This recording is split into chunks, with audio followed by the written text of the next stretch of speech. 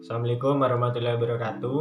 Nama saya Muhammad Jisan Alexander dari kelas 12 IPA 5 absen 18. Di sini saya akan menjelaskan dampak COVID-19 terhadap perekonomian di Indonesia dan global.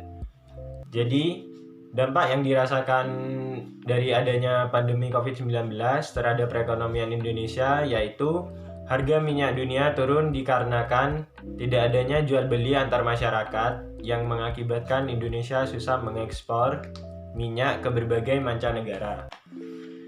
Tidak hanya itu, sektor pariwisata yang sekarang mengalami kelesuan sehingga daya beli menurun secara drastis karena berkurangnya pengunjung baik turis lokal maupun turis mancanegara, yang secara otomatis pendapatan dan devisa yang dihasilkan dari sektor pariwisata semakin menurun.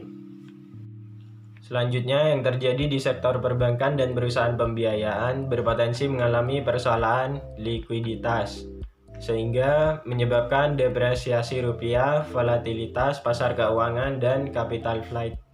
Secara dampak di perekonomian Indonesia sendiri, salah satu faktor dari virus corona atau virus COVID-19 menyebabkan kurs dolar terhadap rupiah meninggi hingga mencapai 16.000 per 1 dolar. Bahkan laporan dari Indeks Harga Saham Gabungan atau IHSG menunjukkan terjadi penurunan dalam beberapa minggu terakhir.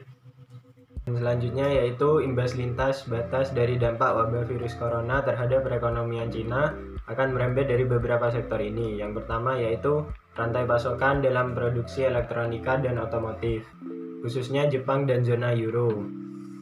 Kedua kawasan kini berada di tepi jurang resesi setelah mencetak laju pertumbuhan paling lambat sejak krisis ekonomi terakhir. Dan yang kedua yaitu pasar komoditi, khususnya biji besi dan minyak mentah. Pertumbuhan ekonomi Cina yang pesat merupakan sumber demand utama biji besi dan minyak. Reduksi penerbangan global juga bakal menghantam permintaan minyak dunia. Dua negara asal mata uang mayor yang terdampak adalah Australia dan Kanada.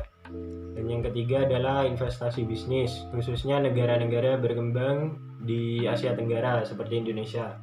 Selama belum ada bukti bahwa wabah telah tertanggulangi, maka investor kemungkinan bakal terus menunda penanaman modal. Padahal investasi asing berkontribusi vital dalam pertumbuhan kawasan.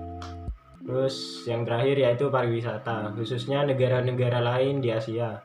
Negara seperti Singapura dan Thailand yang meraup pendapatan besar dari turis asal Cina berpotensi mengalami perlambatan ekonomi. Penjelasan saya pengaruh pandemi corona terhadap perekonomian di Indonesia dan dunia. Sekian, terima kasih. Wassalamualaikum warahmatullahi wabarakatuh. Waalaikumsalam.